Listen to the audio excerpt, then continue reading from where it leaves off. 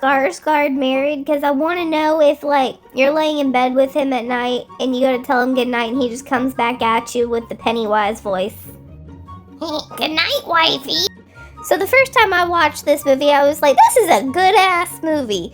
But then the menu came out and I was like, this ain't shit compared to the menu. And watching it again, I'm like, because the plot holes are, in fact, the size of my ass.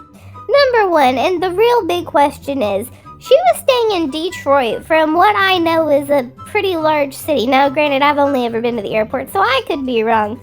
But if you're in a city that big, how do you not find a single hotel room? Like, even if you have to drive 20 minutes to get to the other side of town, you should still be able to find something.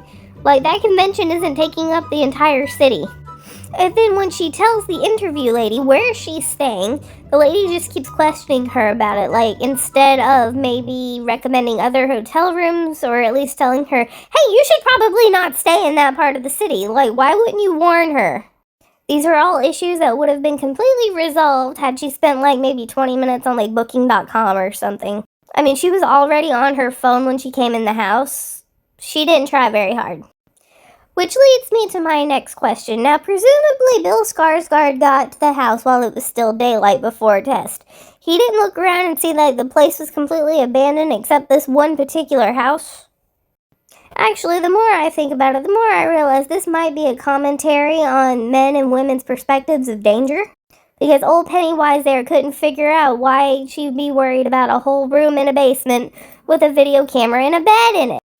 And it makes me question him as a character in general, because instead of being like, yeah, you can wait outside, that sounds sketchy as fuck, he's just like, wait here 20 minutes so I can go look. Why do you need his validation?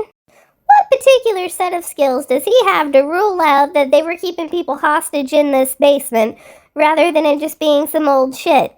Also, why does this house only have one bedroom? It's a big-ass house. There's a whole back right section that could have had a second bedroom. And I'm going to go ahead and I'm going to give out Crushed Parking Lot Candy's advice on safety. If you are in a strange house overnight, or any house for that matter, overnight with a stranger, do not drink alcohol. Do not drink alcohol in a house alone with a stranger. Because if you need to make a quick getaway, you need to drive a car. 0 to 60 in 3.5, baby.